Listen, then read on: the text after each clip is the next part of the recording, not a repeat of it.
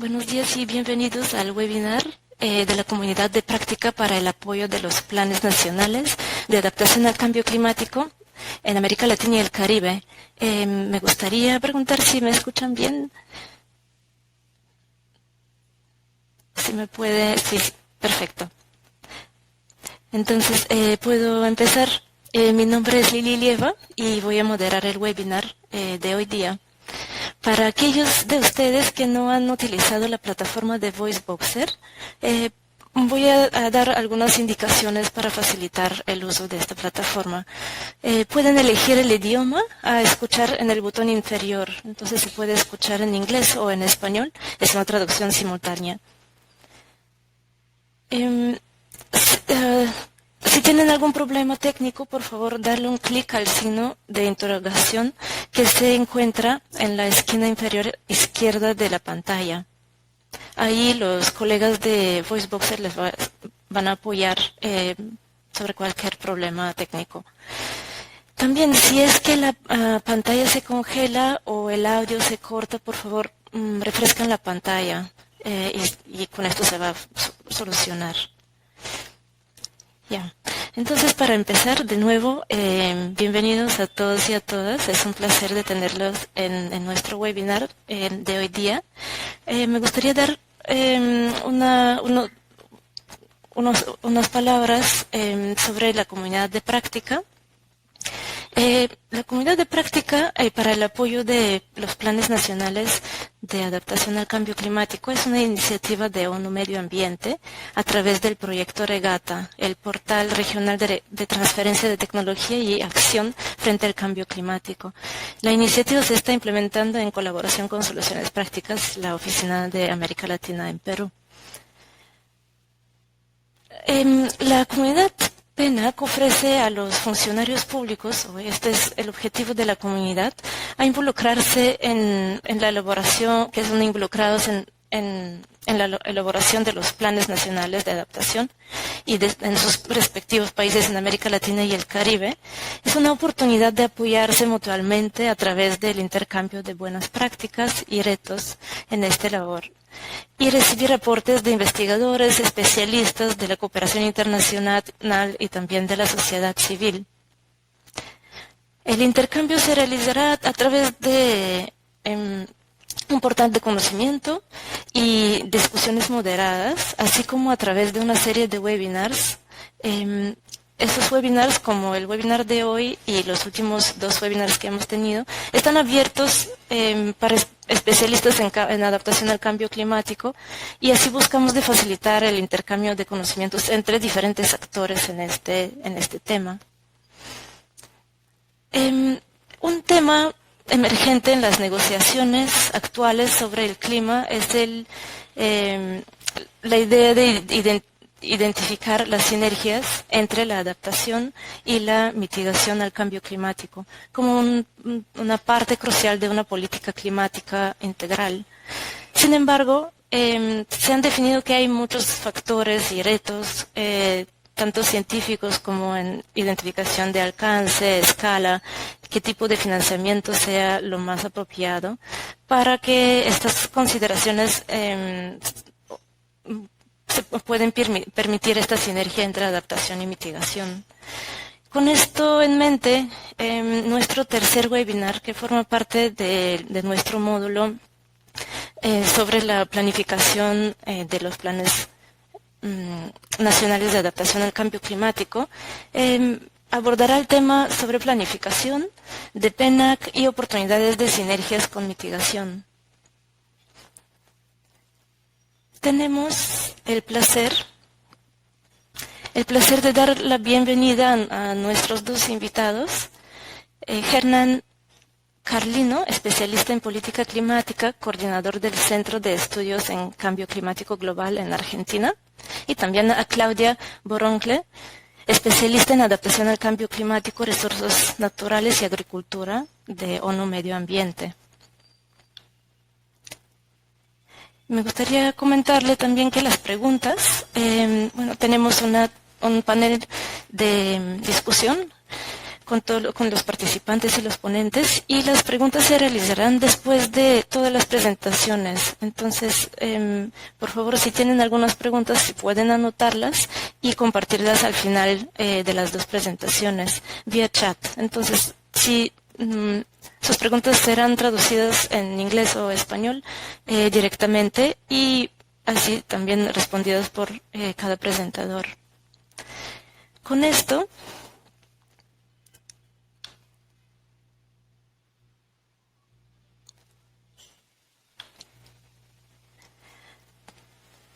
me gustaría, tengo el placer de dar la bienvenida a Hernán Carlino, especialista en política climática, coordinador del Centro de Estudios en Cambio Climático Global en Argentina.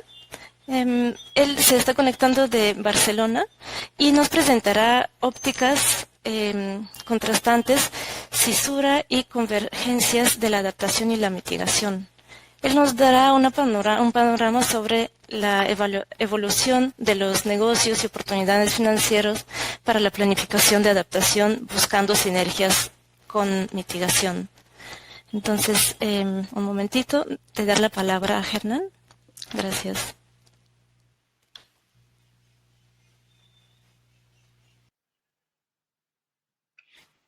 Buenos días a todos ustedes.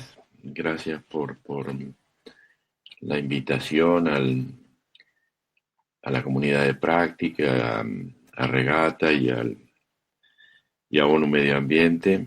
Es un gusto tener la chance de hablar de estos temas. Una pequeña expansión. Soy coordinador del Centro de Estudios en Cambio Climático Global de la Fundación Torcuato Di Tella de Argentina, que trabaja en temas ambientales y específicamente el centro en temas de cambio climático desde hace ya algunos años. Entonces, me toca desarrollar este tema y desde la perspectiva, el título suena un poquito hermético tal vez, ópticas contrastantes. ¿Por qué digo que hay ópticas contrastantes? Porque en general existe o existía la sensación de que la adaptación y la mitigación iban por caminos diferenciados. En algún sentido, la mitigación iba por una autopista amplia y la adaptación iba por los caminos rurales, menos desarrollados, a veces sin pavimentar y con algunas dificultades para avanzar. Entonces, esa es la cisura, la idea de que mitigación y adaptación son cuestiones diferentes y la idea de que en algún punto puede haber alguna convergencia entre ambas, necesaria y valiosa. Entonces, estos son los contenidos. En general no cumplo con los tiempos asignados. Me dijeron que tenía alrededor de 20 minutos para desarrollar este tema, así que bueno, vamos a ver cuál es la génesis de las diferencias, en qué punto la mitigación y la adaptación van en una dirección convergente, cómo tratan distintas agencias o instituciones la cuestión de los planes nacionales de adaptación, la idea de si es posible sinergizar o simplemente sinergizar o hay que recuperar una visión de algo que es íntegro, que es la acción climática, que tiene ámbitos diferentes de despliegue, pero que es una acción integral. La idea del financiamiento, porque el financiamiento juega un papel clave en esta materia, y los mensajes finales, ¿no? Entonces, las ópticas contrastantes, ¿de dónde viene esta cuestión? En principio, hay ha habido una divisoria en la negociación respecto de la adaptación y la mitigación, en el tratamiento a lo largo del tiempo, a lo largo de la evolución de la negociación internacional de ambos temas, en el modo en que lo veían los países. Entonces, acá tengo un punteado de la divisoria en la negociación, ¿no? La primera cuestión que me gustaría señalar es que en la génesis del problema, para actuar sobre la génesis del problema, se piensa en la mitigación, es decir, reduzcamos las emisiones de gases de efecto invernadero para mitigar el cambio climático, y la adaptación más bien está concebida como actuando sobre las consecuencias del problema, ¿no? Debo recordarles que cuando se empezó a discutir en la principio de los años 92, cuando se empezó a preparar el texto básico de la convención, se pensaba que había cierto tiempo para que la mitigación actuara. Entonces la adaptación era una actividad subordinada, porque todo el esfuerzo estaba concentrado en mitigar, y se esperaba que esos esfuerzos dieran resultados, y por tanto que el componente de adaptación no fuera un componente central, digamos, ¿no? En segundo término, hay una articulación con los principios. En particular, esta división tiene que ver con la mirada de países desarrollados y países en desarrollo. Los países desarrollados poniendo énfasis en el principio de las responsabilidades comunes, pero diferenciadas. De alguna manera estaban sugiriendo que la responsabilidad en la mitigación era de los países ricos, o los que llegaron primero al desarrollo industrial, al gran desarrollo industrial, y la adaptación, por contraste, era una cuestión que reclamaba principalmente las circunstancias de los países desarrollados. Después, la idea de que hay asimetría, ¿no? La adaptación, los impactos del cambio climático se dan con mayor efecto en el hemisferio sur, menos, y por lo tanto esto puede ser una visión un poco anacrónica, porque a medida que no conseguimos articular una respuesta eficaz en materia de mitigación, hay una inercia de los procesos que hace que los impactos sean más fuertes en todo el planeta, pero de todas maneras en un punto hay una idea de que los países en desarrollo, tal vez porque son más vulnerables, sufren más los impactos del cambio climático. Y después un tratamiento diferenciado en materia de financiamiento que se ha prolongado en el tiempo, ¿no? Aún hoy, cuando uno mira las cifras o las magnitudes de los recursos que se ponen a disposición para la mitigación y la adaptación, la diferencia es fenomenal, ¿no? Y aún si uno mira las estadísticas o las estimaciones que hace el CPI, el Climate Policy Initiative, ahí se ve una diferencia enorme. La adaptación es todavía una parte menor de la asignación de recursos, ¿no? En materia, otro punto tiene que ver con la base científica. La ciencia de la mitigación tiene que ver con fenómenos, con un proceso global. Las emisiones van a la atmósfera y ahí tienen efecto, se concentran igualmente, parejamente, sean del norte, sean del sur, sea del desarrollo, del subdesarrollo, de modo que la ciencia de la mitigación va en una dirección, la ciencia de la adaptación, que ha tenido un proceso fenomenal de avance, y que ha ido evolucionando, digamos, desde la mirada conceptual, teórica, hacia la práctica, la adaptación, y esta comunidad de práctica es un ejemplo de ello.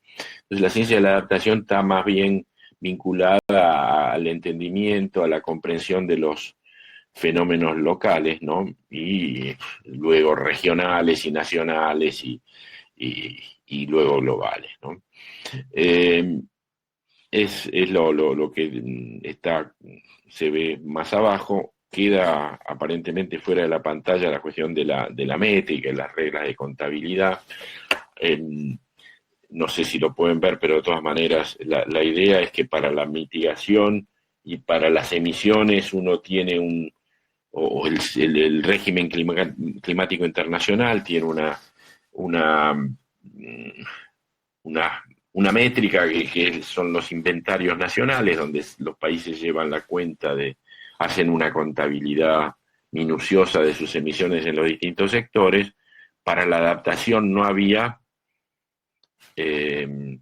para la adaptación no había una métrica similar y está, diría yo, en proceso de elaborarse porque no es una cuestión sencilla.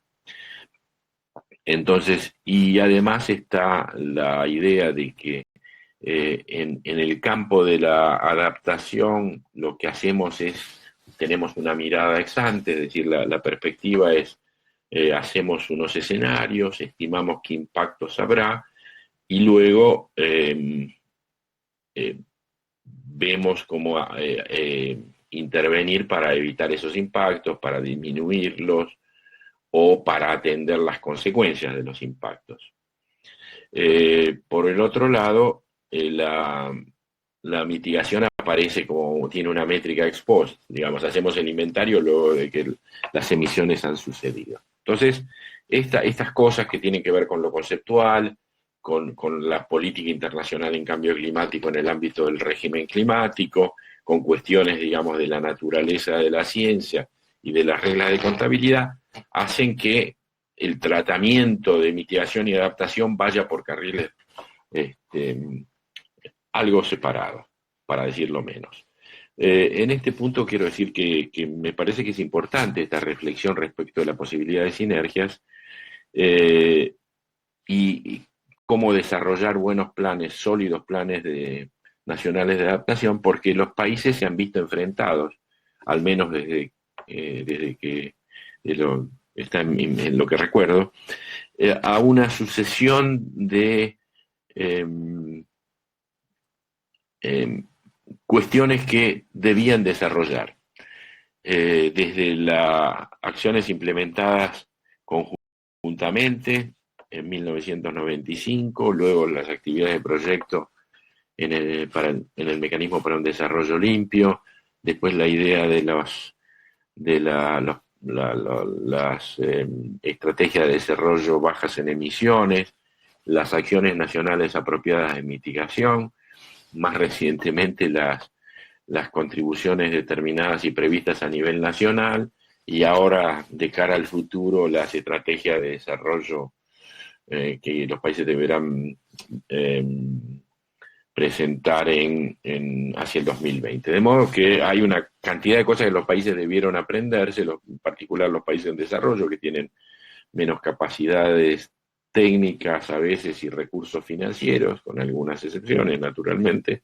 Entonces, hay todo un aprendizaje de nuevas ideas, nuevos conceptos y planes y programas que hay que ir haciendo sucesivamente con alguna velocidad. Entonces, la reflexión, cómo hacer un buen plan, me parece que no es ociosa.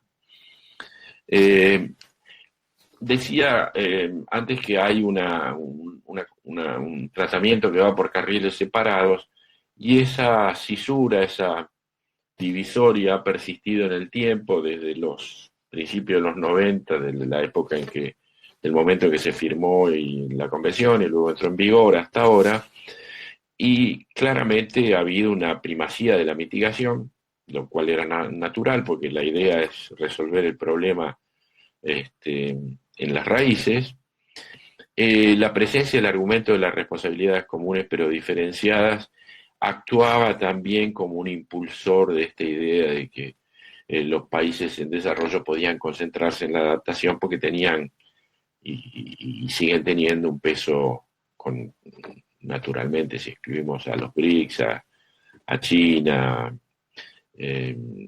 o a Brasil o a Sudáfrica, que tienen un peso mayor.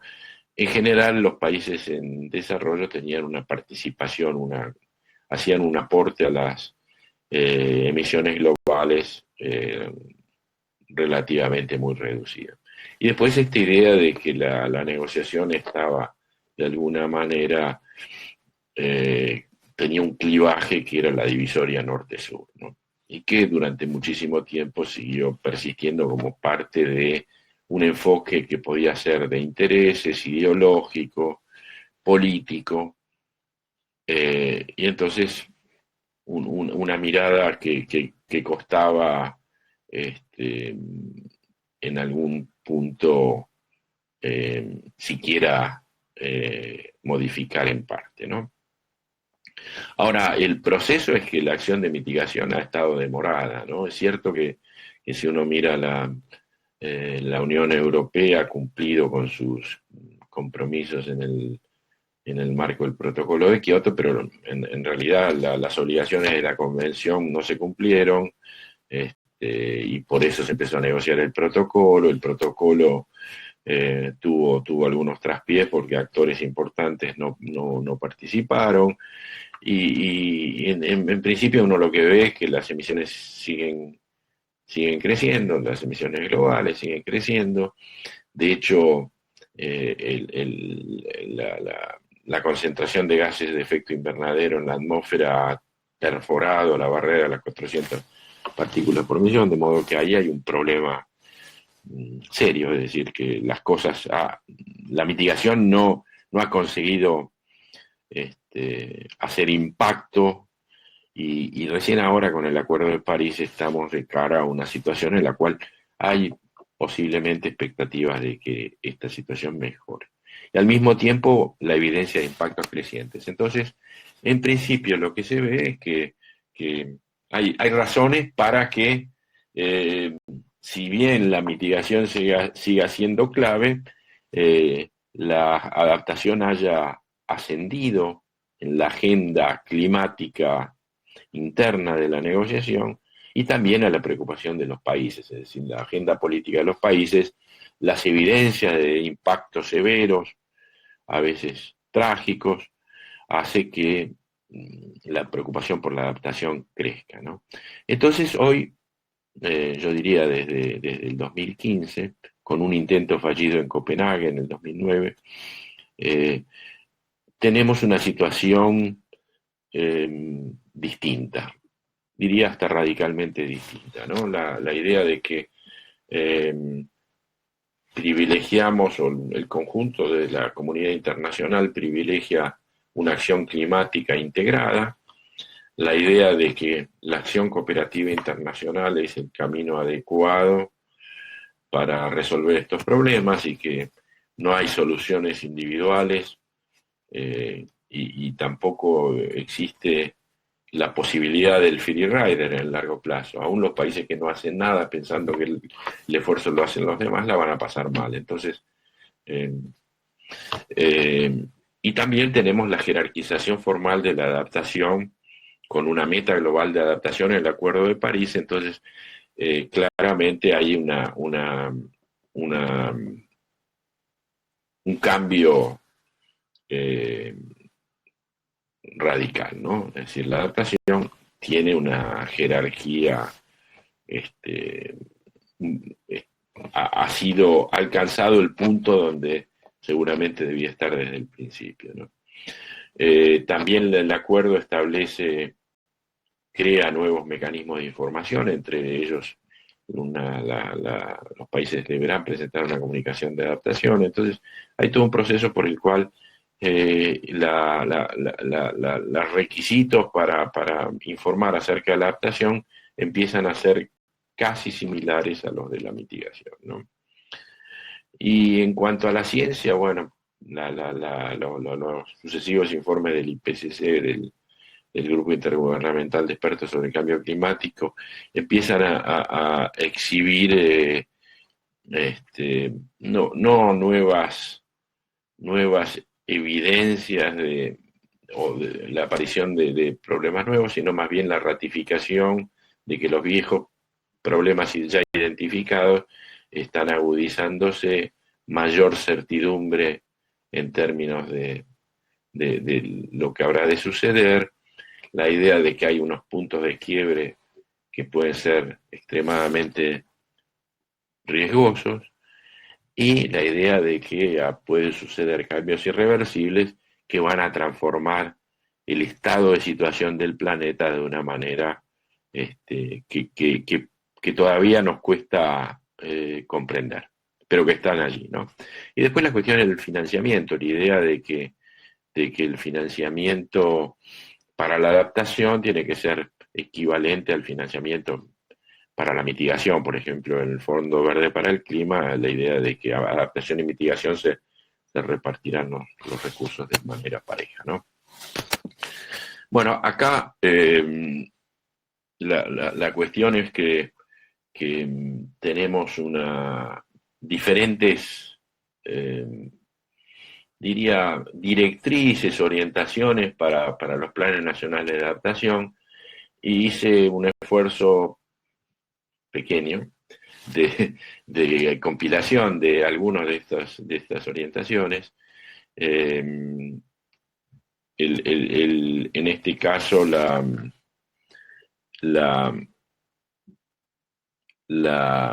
la idea es que una integración de los planes nacionales de adaptación, las contribuciones determinadas a nivel nacional y también los importantes objetivos del desarrollo del milenio. Y entonces esta es una orientación preparada por la FAO, y allí se habla de gobernanza integrada, desarrollo de capacidades, de priorización, de marcos integrados para el financiamiento y luego de monitoreo y reporte. Es decir, que primero la gobernanza, lo cual es absolutamente sensato, después el desarrollo de capacidades para hacer los planes, la idea de que tenemos que priorizar cuáles cuestiones atendemos y cuáles atendemos primero, la posibilidad de que haya marcos integrados para el financiamiento, es decir, cuando se presenta una propuesta de financiamiento al Fondo Verde para el Clima, considerar también la idea de que los impactos, si es una iniciativa de mitigación, los impactos, la consideración de los impactos hacen una parte sustantiva de la propia propuesta, y el modo en que los países, a través de estos planes, monitorean la asignación de recursos, la eficacia en la asignación de recursos, la transparencia, todo el proceso de transparencia, la participación, es decir, el monitoreo y reporte no como una actividad, un corolario del resto, sino como una actividad importante porque nos permite darnos cuenta si las cosas las estamos haciendo bien, si no las estamos haciendo enteramente bien, qué tenemos que corregir, y también cómo corregirlo, ¿no? Entonces, la revisión de los planes y programas. Esta es una orientación, en este caso de CDKN, si no me equivoco, y lo que hace es integrar el planeamiento de la adaptación en la implementación de las contribuciones determinadas a nivel nacional. Y entonces lo que se propone aquí es que haya una revisión de la contribución. Yo quisiera decir acá, tal vez a contracorriente, que las contribuciones previstas y determinadas a nivel nacional fueron elaboradas con alguna urgencia, porque había que llegar antes de octubre del 2015. Entonces, en algunos casos los países pensaron sobre todo en las metas, en los objetivos. Toda la parte de proceso estuvo allí, con algunas excepciones, naturalmente, estuvo allí menos desarrollada, y esto es parte de lo que tienen que hacer los países, es decir, cómo implementar las contribuciones es una tarea que requiere un esfuerzo enorme, a mi juicio, porque se trata de poner en marcha transformaciones vastas, transformaciones radicales, y como consecuencia de esas transformaciones va a haber en el campo de la mitigación, en las actividades económicas, ganadores y perdedores, y para tener el apoyo político para esas transformaciones, para darle legitimidad a esas transformaciones, tiene que haber un planeamiento bien organizado, ¿no?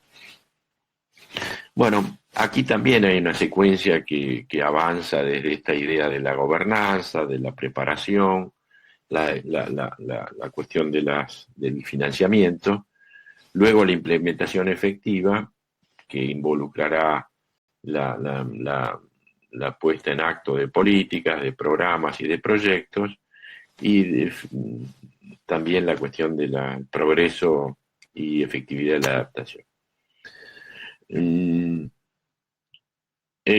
Estas orientaciones son de las propuestas en un trabajo de la GIZ, y como ustedes ven hay cierta coincidencia. La compilación lo que sirve es para mostrar las, este, las similitudes entre estas orientaciones, o en algunos casos directrices, eh, y básicamente con más o menos pasos los temas a atender son similares. Y después, finalmente, hay unas indicaciones que fueron preparadas por la Secretaría Técnica del LETSLAC, y la reflejo porque me parece que también avanzan sobre la misma cuestión. Aquí hay una idea anterior de reconfigurar el sistema, que parece una cuestión compleja. Reconfigurar un sistema implica en algún sentido hacer cambios profundos. Y nuevamente, gestión del conocimiento, la acción, el desarrollo de capacidades, la gobernanza, la idea de que es necesario un lenguaje común, y finalmente los incentivos. La gobernanza pareciera acá que está como una parte intermedia del proceso. Deberíamos pensar si eso es así, o primero tenemos la estructura de gobernanza y luego avanzamos con los procesos, ¿no? En cuanto a la reconfiguración del sistema, lo que LETSLAC propone sugiere que el sistema inicialmente estaba enfocado a la mitigación, que la adaptación y la mitigación fueron tratados separadamente, y que esto es necesario pensarlo y luego definir unos nuevos marcos institucionales y de política para que esta diferenciación no se mantenga en el tiempo, ¿no? Y propone moverse de una visión sectorial a una visión sistemática, ¿no? Cuando se habla de reconfigurar el sistema, yo quiero recordar que una de las dificultades es que la adaptación en general está en los organigramas de gobierno, en las estructuras de gobierno, en los arreglos institucionales de los países. La adaptación está en cabeza, cae en general bajo la responsabilidad de los ministerios de ambiente. Naturalmente hay excepciones, porque no todos los países tienen los mismos arreglos institucionales.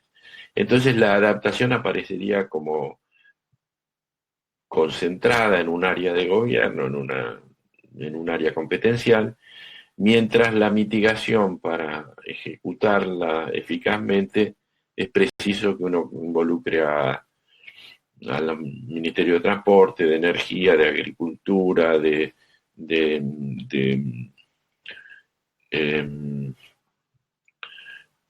lo que es la gestión de residuos, es decir, las áreas claves en las cuales aparece que son fuentes de emisiones, ¿no?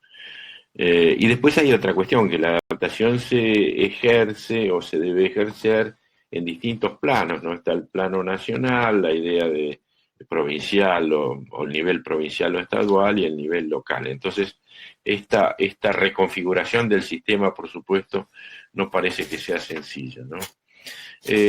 La cuestión del manejo del conocimiento, el ELSLAC acá propone un análisis y una profundización del conocimiento sobre cobeneficios, y la creación de indicadores para las sinergias. Bueno, esto también tiene sus complejidades y sus dificultades, y es un proceso que va a avanzar, a mi juicio, algo lentamente, porque tanto la elaboración de indicadores, una métrica de la adaptación, no es sencilla de lograr. Entonces, la identificación de los cobeneficios, es decir, cómo interactúan en una acción de cambio climático, cómo interactúan los esfuerzos de mitigación con los de adaptación, también es complejo y hay que hacer un enorme esfuerzo intelectual por tener una medida precisa de esos cobeneficios que no siempre es sencillo de lograr, ¿no? Y finalmente, respecto de los incentivos,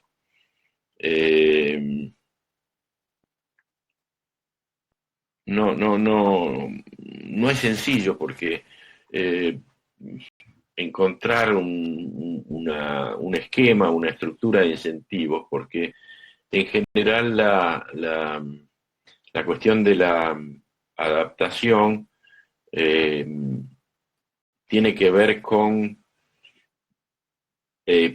producir, lograr, generar cambios en las condiciones de vida de los ciudadanos de un país, es decir, evitar el desarraigo, eh, eh, dar mayor seguridad frente a eventos climáticos extremos, mejorar las condiciones de vida, mientras la mitigación en algún punto puede medirse en toneladas de carbono, y entonces ahí las diferencias conceptuales son importantes. El diccionario de la Real Academia tiene una versión de lo que llamamos sinergia, lo que podemos llamar sinergias, que se refiere más bien a la combinación de causas para producir un efecto que resulta superior a la suma de los efectos individuales, ¿no? Pero también, apelando al latín, habla de la sinergia como una tarea coordinada, y en griego sinergia es cooperación, de manera que la idea de que podemos integrar las acciones, o que al menos las acciones pueda haber una cooperación en el desarrollo y la implementación de la concepción y la implementación de las acciones, y después la idea de que tenemos que lograr que esta suma, que sea más que la suma total, que sea más que la combinación de las partes, también es bien útil. La pregunta es si es posible sinergizar o vamos más allá y queremos integrar la acción climática. Y la segunda pregunta que ustedes deberán responder en cada caso para sus países, para sus ámbitos de acción, es si reestructurar el sistema es posible en el corto plazo o si podemos ir de a poquito, gradualmente, en dirección de los resultados esperados, ¿no? Creo que ya me extendí demasiado en el tiempo. Voy a tratar este tema del financiamiento porque me parece que es importante. Desde la perspectiva del financiamiento, ¿cuáles son los obstáculos a resolver sinérgicamente, digamos, entre comillas, ¿no? Acá hay diversas cuestiones que hacen más difícil esto, ¿no? ¿Qué priorizan los donantes cuando distinguen entre financiación para la adaptación y financiación para la mitigación?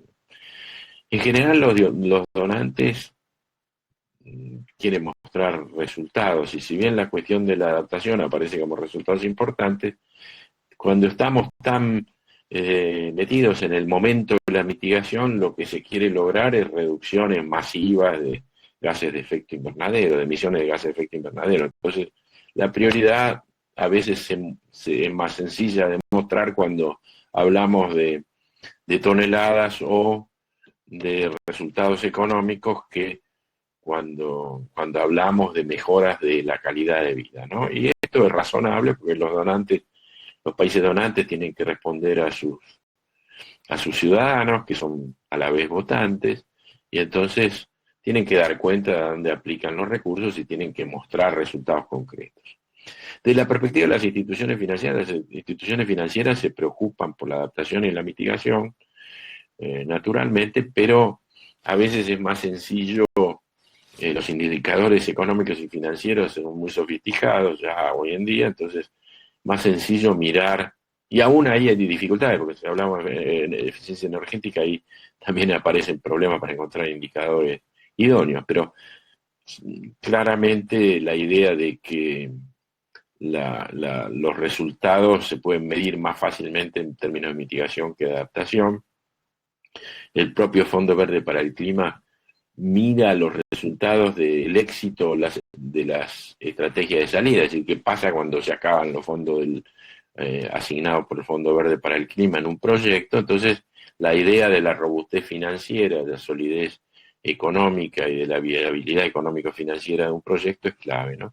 Y también cómo priorizan los gobiernos naturalmente tienen prioridades en la asignación de recursos que son extraordinariamente escasos en muchas circunstancias. Entonces la prioridad a veces es dicho con políticamente, de manera políticamente incorrecta, a veces la prioridad es las acciones que se ven más antes que las acciones que van a la raíz, porque las acciones que van a la raíz llevan mucho tiempo de concretar.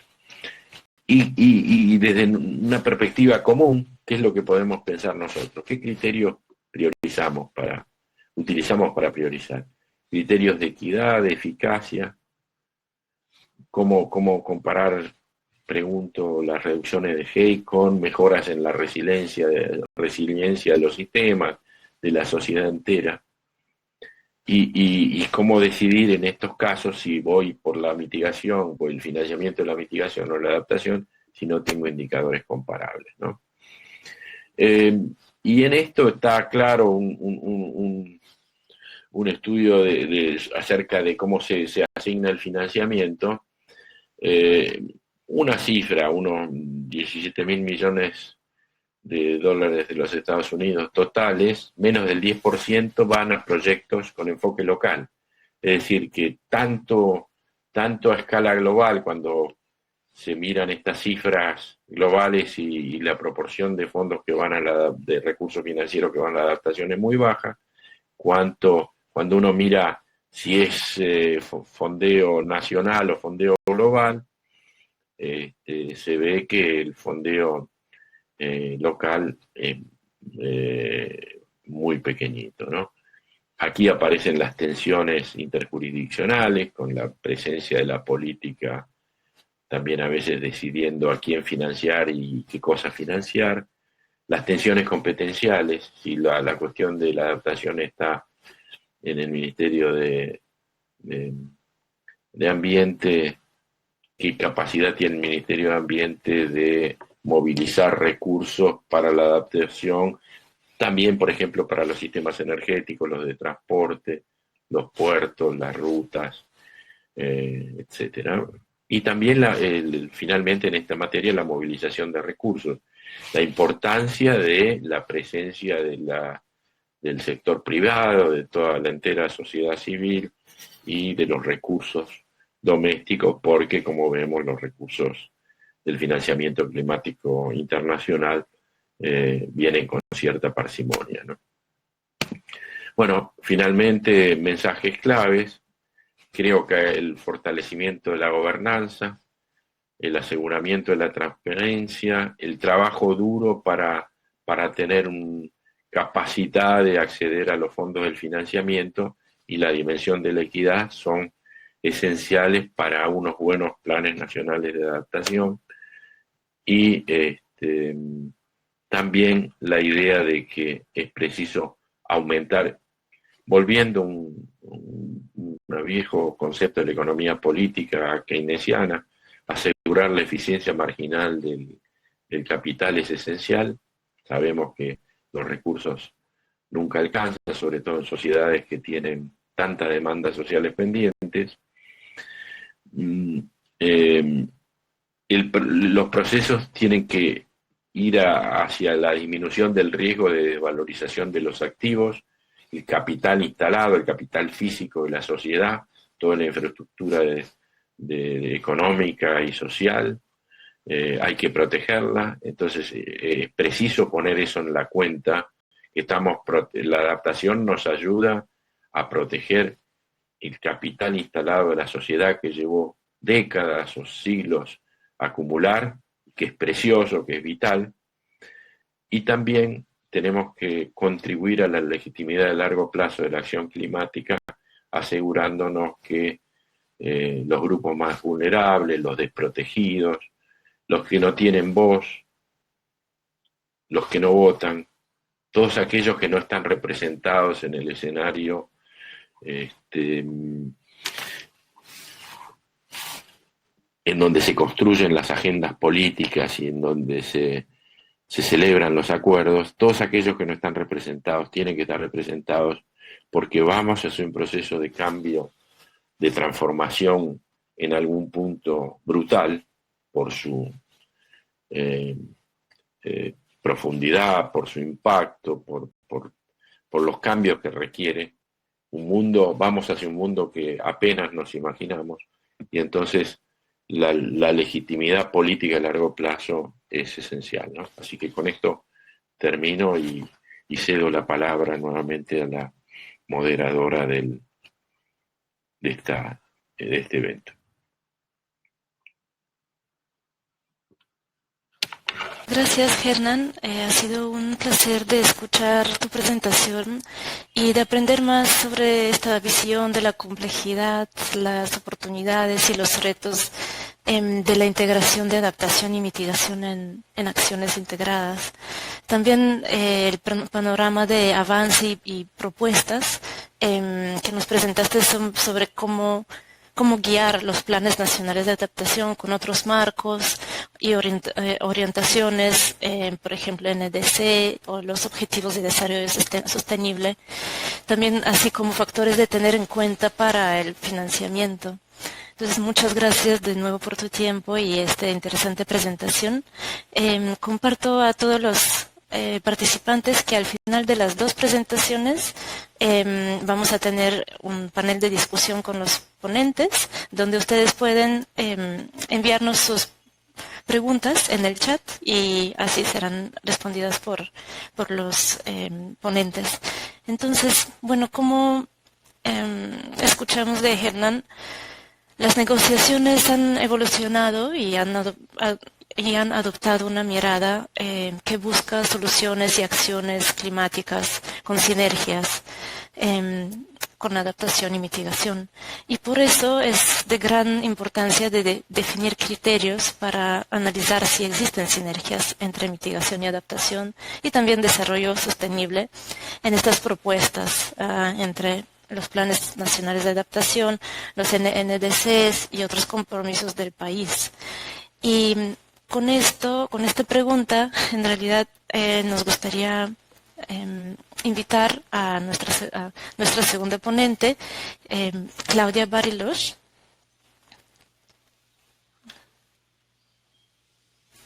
Un momento. Y Claudia es experta en adaptación al cambio climático, recursos naturales y agricultura de ONU Medio Ambiente. Es un placer de tenerla en nuestro webinar, y una pregunta que nos gustaría comentar en este panel de expertos es cómo definir en qué y dónde invertir para la adaptación y la mitigación de una manera más eficiente posible. Entonces, invito a Claudia.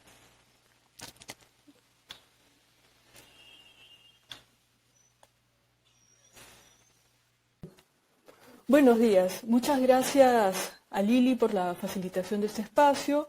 Muchas gracias a Hernán también por la presentación previa. Voy a retomar algunos puntos y a todos los que están participando en él. ¿Me escuchan bien?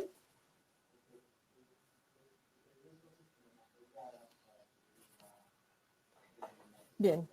Entonces voy a continuar. Voy a verificar. Perfecto. Entonces, seguimos. Bien. Yo voy a acompañar a la presentación previa con una propuesta preliminar para identificar sinergias entre acciones específicas o lo que generalmente llamamos proyectos de mitigación y adaptación. Es decir, cuando estamos formulando un plan, ¿cómo saber en qué y dónde invertir en adaptación y mitigación de la manera más eficiente posible?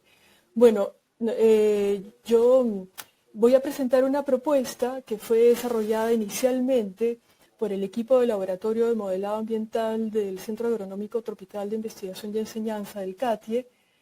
Saludos a Freddy, que está participando también en este webinar, y con el cual colaboré durante varios años.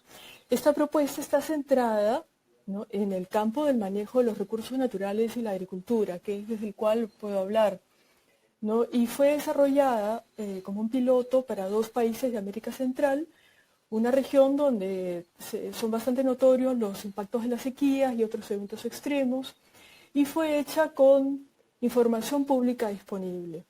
Digamos, por supuesto, el desarrollo de una propuesta para un Plan Nacional de Adaptación al Cambio Climático tendría que incluir varios sectores y el ejercicio sería bastante más complejo, pero bueno, lo que quiero presentarles es lo que pudimos avanzar.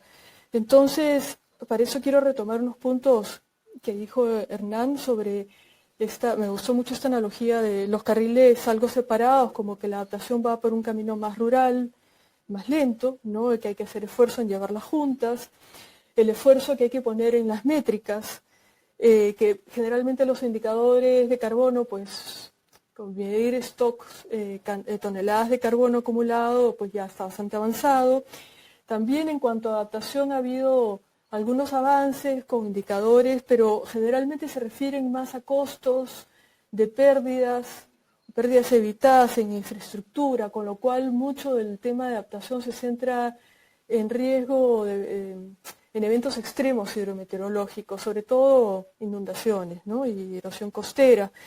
Y cosas que son bastante importantes, como la polinización como un servicio ecosistémico fundamental para la agricultura, pues como es difícil medirlo y las abejas pues no son tan importantes en la plataforma política, entonces van quedando un poco de lado, ¿no?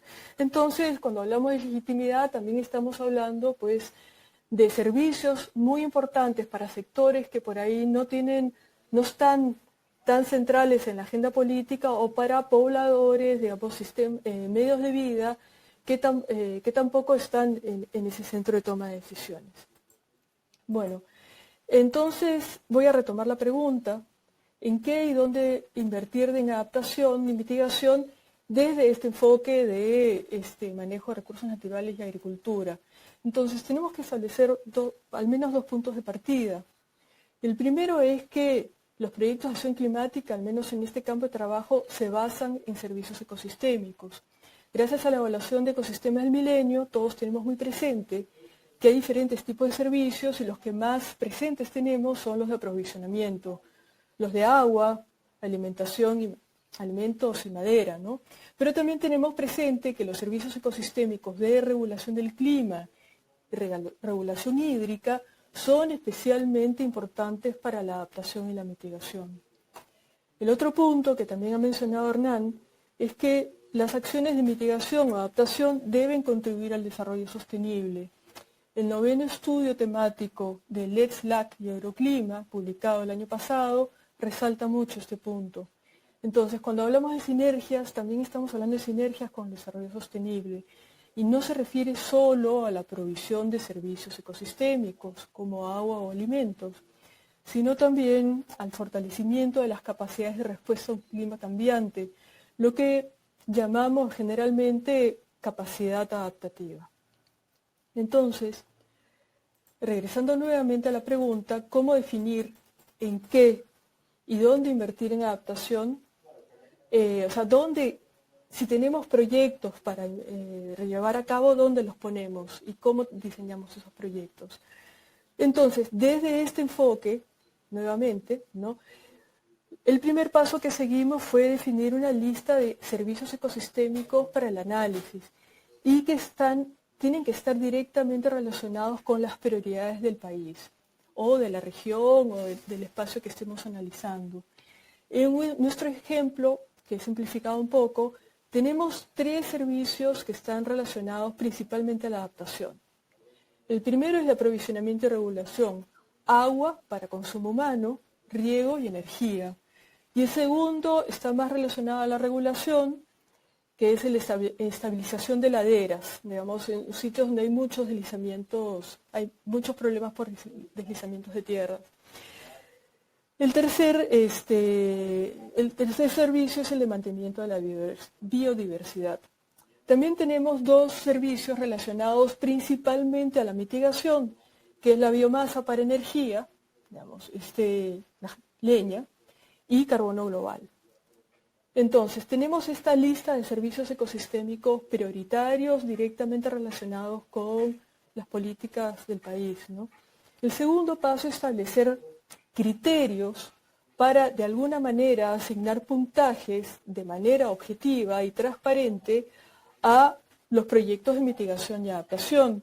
Y para eso nos basamos en cómo contribuyen estos proyectos a la oferta de estos servicios ecosistémicos, a mantener o a mejorar la oferta de estos servicios ecosistémicos prioritarios y la demanda que existe por esos servicios. No olvidemos que el concepto de servicios ecosistémicos es bastante antropocéntrico. Entonces, está muy bien la provisión del agua para el consumo humano, pero obviamente un proyecto que provee efectivamente agua limpia y calidad durante todo el año a poblaciones que están cuenca abajo será mucho más importante que un proyecto que genera agua limpia, de calidad durante todo el año en un sitio donde no hay demanda de esto. Entonces, consideramos estas dos cosas: fortalecimiento de la oferta de servicios ecosistémicos y la demanda de estos servicios. Entonces, empecemos tal vez por el agua para consumo humano, riego y energía, que es el más claro y el servicio ecosistémico que generalmente es más importante en los países de la región.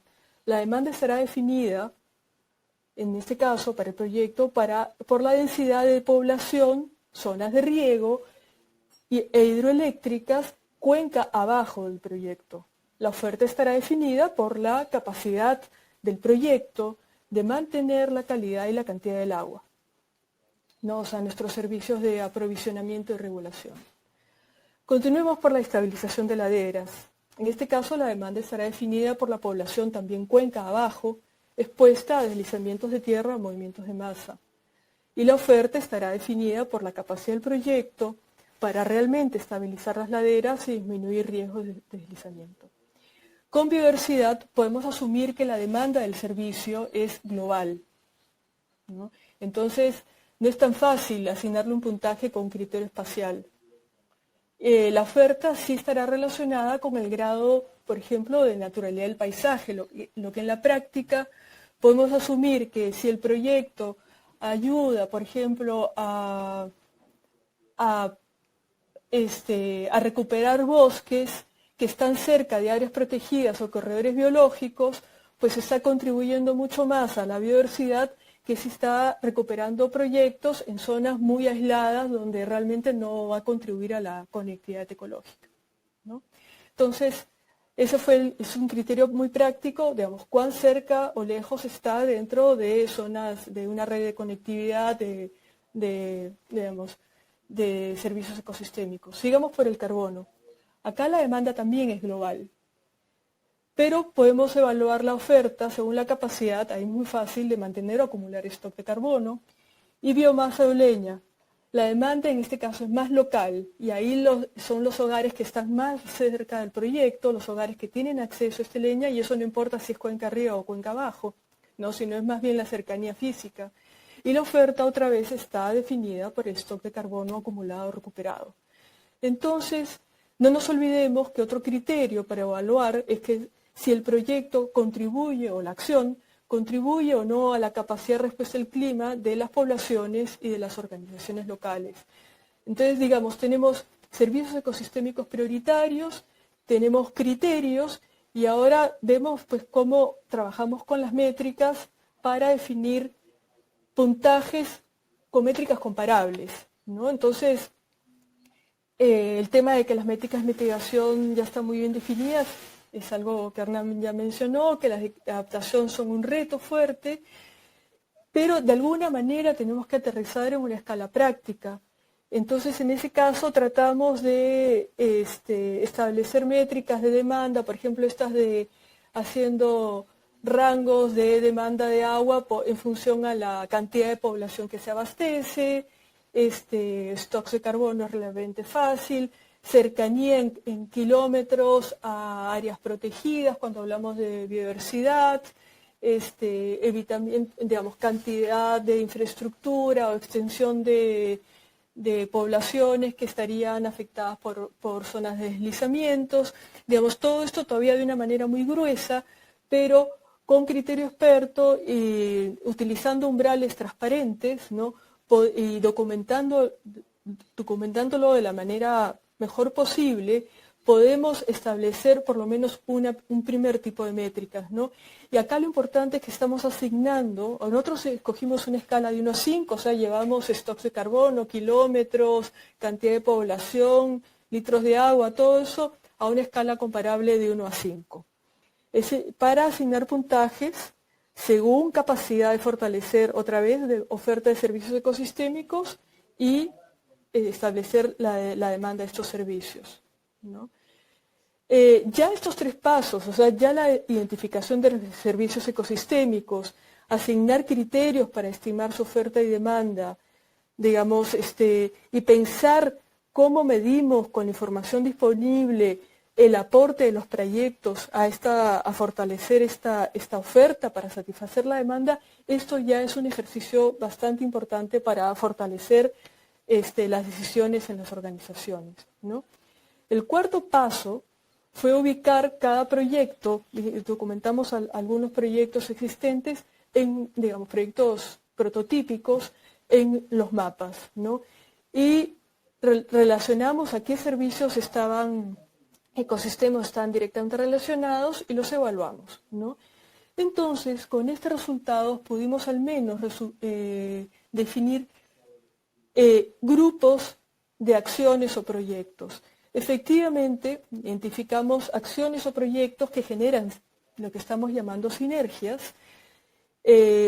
Por ejemplo, un ejemplo típico es la explotación de productos en bosques en las partes altas de una cuenca que tiene poblaciones importantes asentadas en la cuenca media o en la cuenca baja.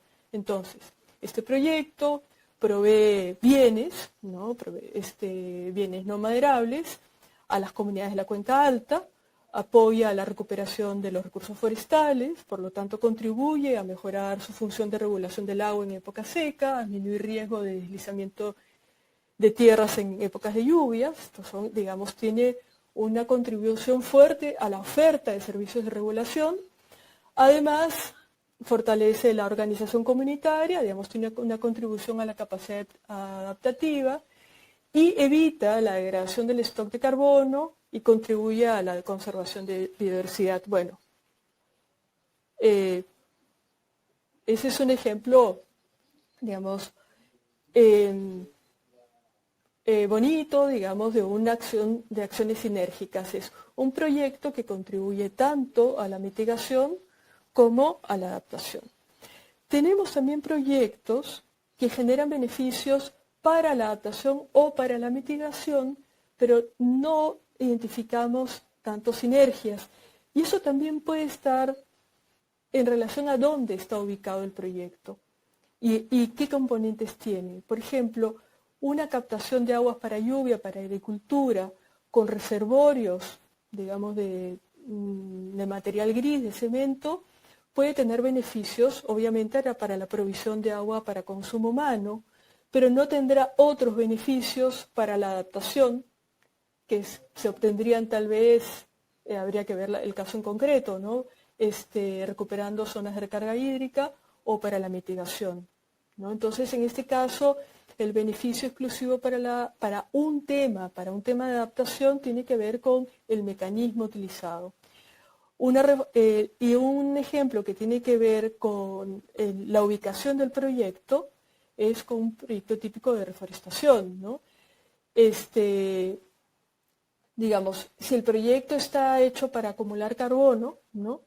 Y si está cuenca arriba, bueno, contribuirá a regulación del agua y estabilización de laderas, pero si está hecho en una zona donde no contribuye a estos servicios, pues será un proyecto que apunta más a, básicamente, mitigación. Ahora bien, también, y un punto importante es que también podemos identificar acciones o proyectos que generan conflictos entre mitigación y adaptación, ¿no? Por ejemplo, un proyecto de riego básico para la agricultura, ¿no?, puede crear conflictos y reduce la disponibilidad de agua para consumo humano o energía, ¿no? Además, el uso de energía fósil para bombeo y distribución del agua podría generar efectos negativos para los objetivos de mitigación. Y a eso, digamos, si es que no agregamos posibles efectos de salinización o degradación de suelo, si es que el proyecto no está bien diseñado. Entonces, puede ser que a corto plazo tenga algunos beneficios para la agricultura, pero no sabemos si después. Otro ejemplo muy común de proyecto en este caso son las plantaciones biocombustibles que ocupan zonas aptas para la producción de alimentos y reducen la disponibilidad del agua. Entonces, esos son ejemplos muy clásicos de proyectos que probablemente apoyan la mitigación o adaptación, pero pueden crear conflictos. Entonces son proyectos que hay que discutirlos. Digamos, el mecanismo no es malo en sí mismo, sino que tiene que ver con a qué edad lo asociamos y dónde lo ponemos, ¿no? Entonces, acá veo que Lili ya me está... estamos con el tiempo justo y solamente quiero concluir que entonces que el logro de las sinergias de adaptación y mitigación no es espontáneo y que tenemos que usar el mejor conocimiento disponible y tener un proceso lo más participativo y cuidadoso para su selección y diseño, ¿no? Y que no tenemos que olvidar, digamos, que entre los criterios tenemos que incluir el aporte al desarrollo de capacidades locales y a la comprensión de los servicios ecosistémicos que serán mantenidos y generados y al tipo y cantidad de usuarios capaces de beneficiarse de estos servicios ecosistémicos. Entonces son los puntos con los que quiero cerrar. Gracias.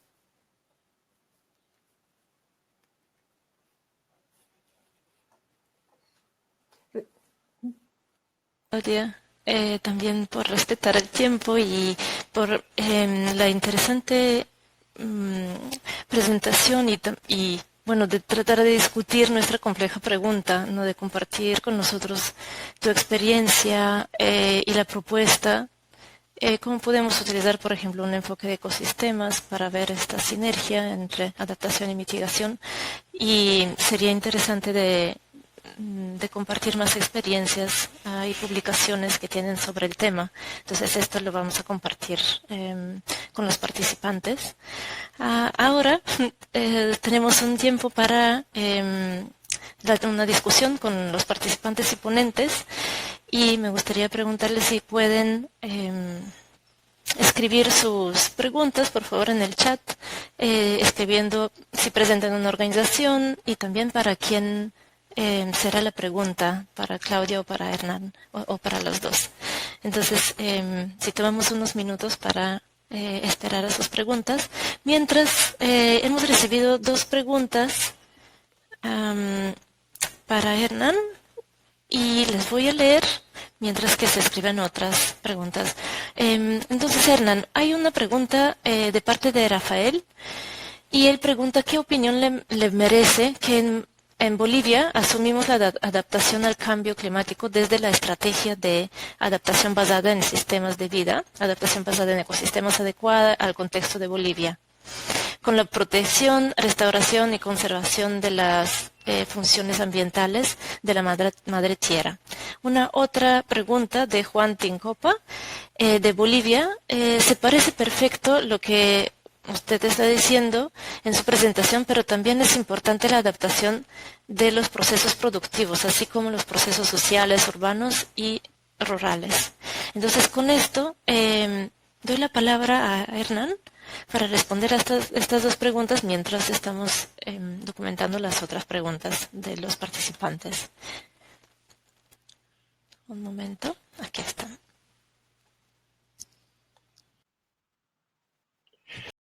Sí, bueno, muchas gracias. Estuve siguiendo ahí en el chat las preguntas y las intervenciones de Rafael, muy activo en expresar su mirada.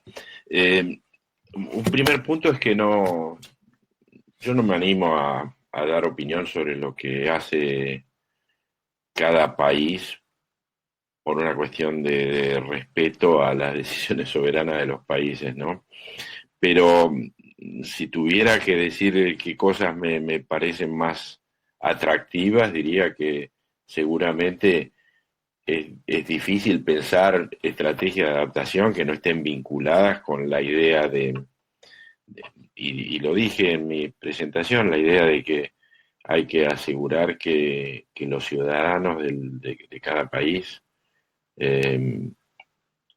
tengan acceso al trabajo, acceso a las oportunidades, a la educación, a la salud, libertad, dignidad y futuro para sus hijos. De modo que la idea del buen vivir es muy importante. Ahora, cada país estas cuestiones las materializa, las concreta de manera diferente. Entonces, en ese sentido,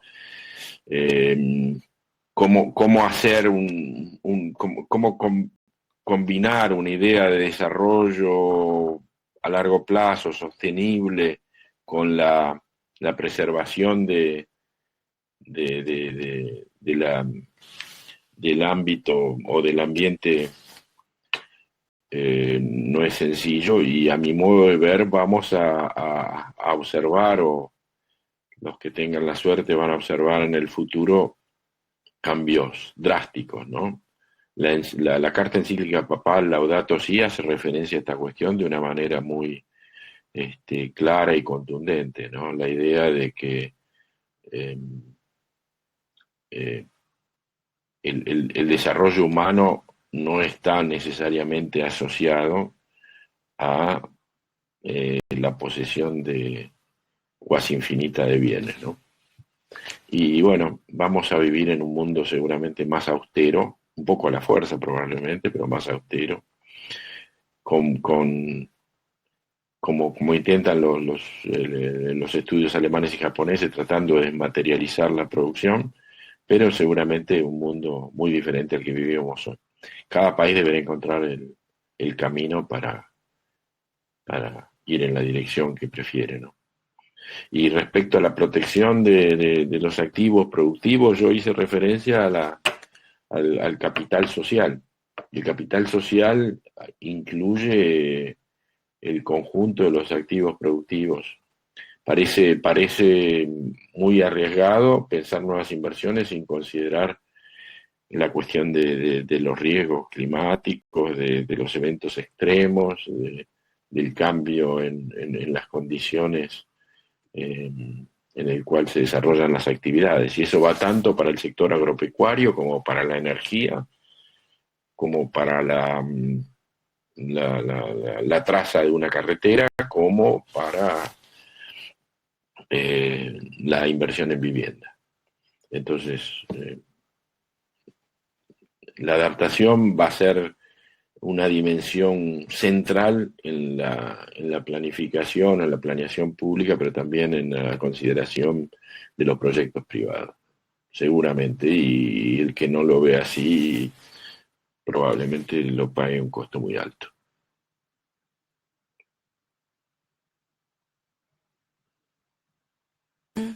Gracias por tus respuestas. También veo dos preguntas que son también para los ambos ponentes, pero voy a dar la palabra también a Claudia. Uno de los participantes, Clifton de Perú, está preguntando, los planes maestros de mitigación ambiental a nivel de cuencas, en la mayoría de casos, son rechazados por los organismos encargados de aprobar su financiamiento de los gobiernos, a pesar de que está demostrado que se gasta 10 veces más en actividades de rehabilitación y recuperación de infraestructura. Entonces la pregunta es cómo cambiar esta práctica errónea desde la comunidad PENAC.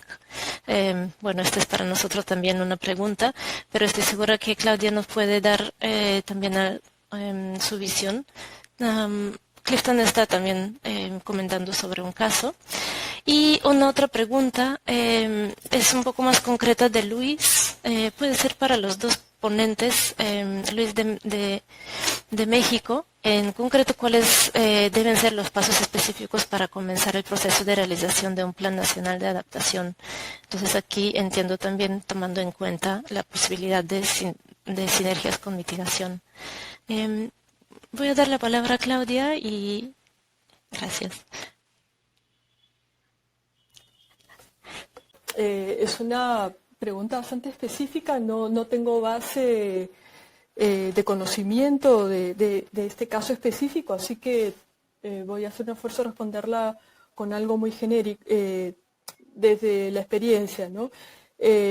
Hay un proyecto con el cual he colaborado, por lo menos en una parte de su formulación, que tiene que ver con las normas para aprobar planes de ordenamiento territorial a nivel municipal en otro país. Entonces, parece que parte del tema es la capacitación del personal que está a cargo, porque nos encontramos con cosas como que hay personas que están confundiendo de mitigación de impactos ambientales a mitigación de cambio climático, lo cual es normal, digamos, todo esto es muy importante, pero no necesariamente está alineado con las políticas, con los miles de reglamentos y instrumentos de políticas públicas. Entonces, creo que ahí hay que hacer un esfuerzo muy fuerte en permear las cosas que ya existen en vez de generar nuevos instrumentos.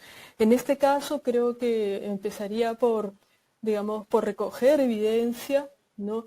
Y ver por cómo, cuáles son los elementos técnicos de estos filtros, ¿no?, que están haciendo que estas propuestas estén siendo rechazadas.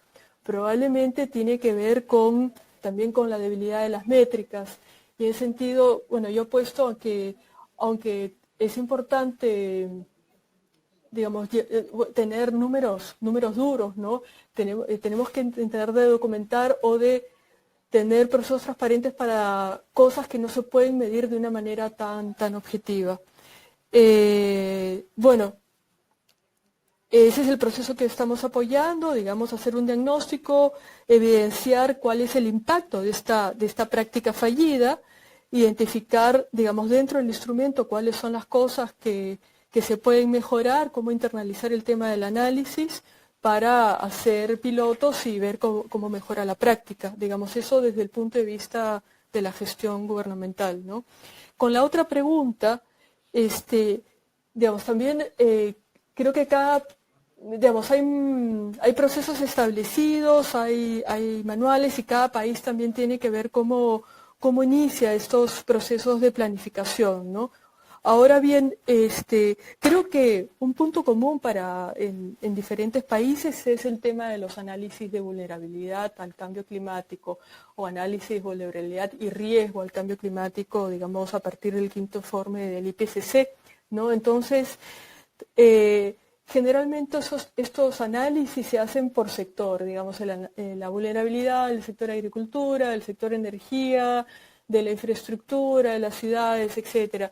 Entonces, una cosa que repetimos mucho entre colegas es que la adaptación de un sector puede ser la desadaptación del otro, ¿no? Y bueno, si energía, hidroenergía reserva ciertas zonas para generación de energía para ciudades, puede estar afectando pues la adaptación del sector agricultura, ¿no? Entonces, yo creo que no hay una receta acá, pero también tenemos que identificar claramente cuáles son las posibles sinergias de adaptación entre sectores y los evidentes conflictos que puede haber, ¿no? Y ahí también nivelar, sectores que están mucho más relegados que a sectores que tienen una presencia mucho más fuerte en las prioridades políticas. Entonces, creo que este ejercicio de análisis de vulnerabilidad puede ser, que ya viene siendo realizado desde hace muchísimos años, puede ser un punto de partida para hacer esta evidencia. Y repitiéndome un poco con la respuesta anterior, creo que los planes de adaptación están muy bien, pero también hay que ver cuáles, que tratar de que no sean un plan adicional, sino analizar muy bien cuáles son los planes otra vez de los sectores para intervenir en ellos, ¿no? O sea, transversalizarlos con el tema de cambio climático. Eso es lo que se está haciendo en la práctica mucho más fuerte a nivel municipal, digamos, tratando de no crear tanto nuevos planes municipales de adaptación, sino influir las agendas que ya existen. Gracias.